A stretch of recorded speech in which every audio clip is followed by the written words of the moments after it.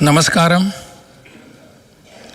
Honorable Speaker, Chief Minister, Ministers, Leader of Opposition, and Honorable Members of the Kerala Legislative Assembly.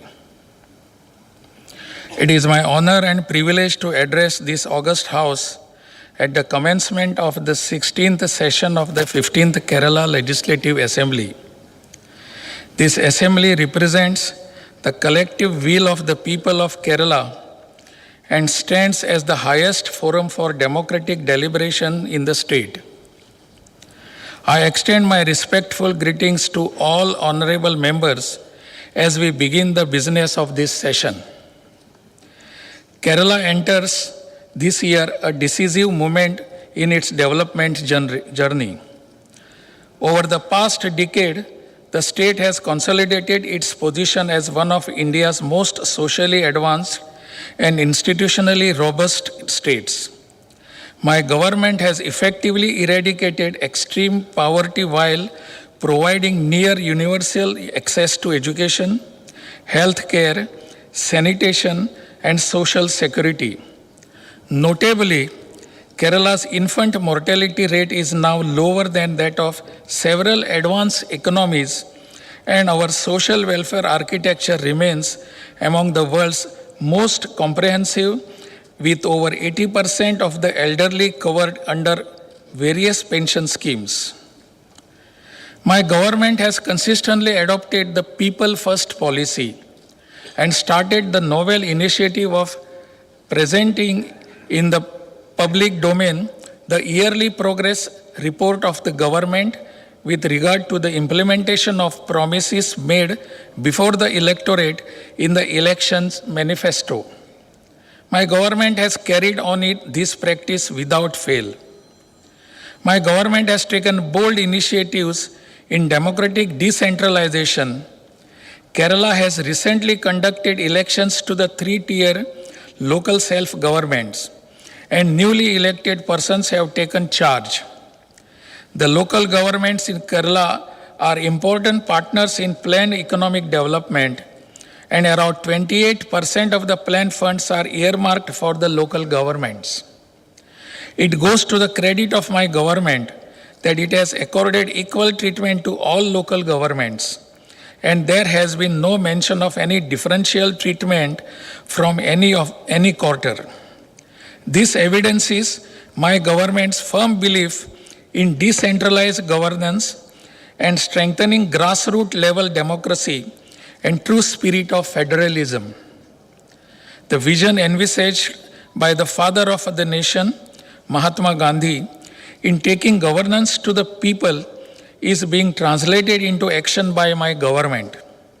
My government has made available services to the people in a hassle-free manner through digital apps, using electronic methods in governance, emphasis on digital literacy, and eliminating the digital divide have been accorded pride of place by my government.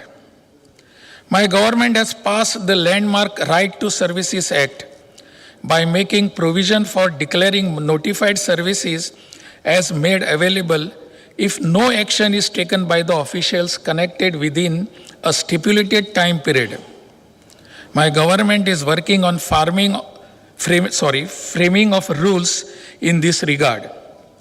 Other major legislative initiatives of my government include protection of single shelter of the lower income groups in the society when faced with recovery action on loans, the repayment of which has fallen into arrears due to reasons beyond the control of the borrower. Another legislation is making our mother tongue, Malayalam, the official language of the state, while affording adequate protection to the rights of the linguistic minorities in the state. Kerala has been in the forefront of implementing the demand-based employment scheme, Mahatma Gandhi National Rural Employment Program. The recent amendment to the said scheme, transforming it as VB Gram G, is a setback for Kerala as the assistance of the Union has come down from 100 to 60%. There are also issues regarding the demand-based nature of the earlier program. My government has flagged these concerns before the Union government. My government is of the view that MGREGS system should continue.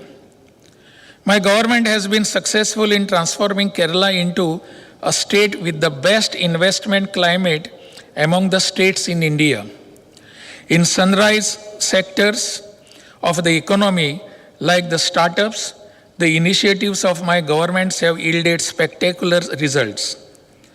My government has deep commitment to the constitutional values and the ethos of our nationalist movement, namely democracy, secularism, federalism, and socialism.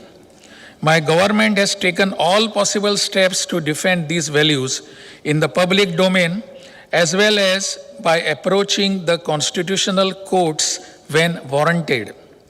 My government feels, despite these social and institutional achievements, Kerala continues to face several fiscal stress arising from curtailment of advances. In the final quarter of the current financial year, from January to March 2026, the state should have had about rupees 12,000 crore available to meet expenditure commitments. More than half of this amount has been curtailed, with 5,944 rupees crore denied without proper justification.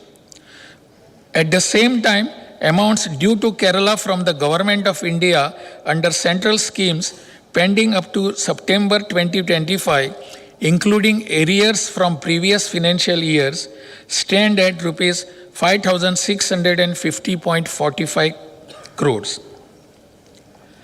These curtailments have placed severe pressures on the state's finances at a critical point in the financial year. Kerala has simultaneously been affected by major revenue side shocks. Recent rationalization of GST rates implemented in the middle of the financial year is estimated to cause annual revenue loss of rupees 8,000 crore during 2026-27.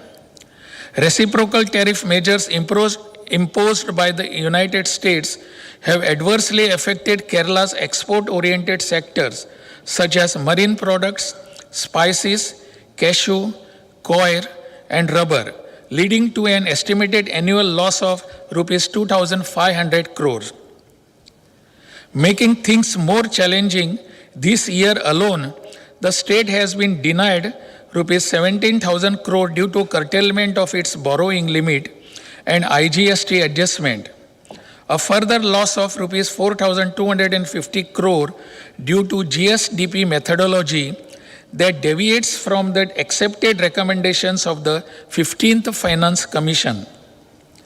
Kerala has also borne a disproportionate share of national infrastructure costs, including approximately rupees 6,000 crore towards land acquisition for national highway projects, which was adjusted against the state's borrowing ceiling.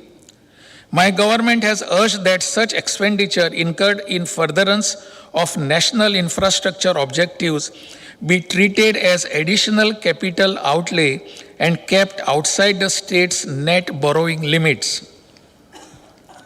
These fiscal constraints affect all sections of society by placing pressure on expenditure in health, education, welfare programs, agriculture, and employment.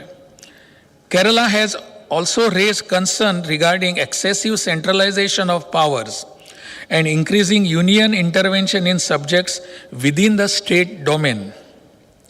Kerala's share of tax devolution has steadily declined despite its social and demographic achievements, including population control from 3.87% during the 10th Finance Commission period to 1.92% during the 15th Finance Commission period.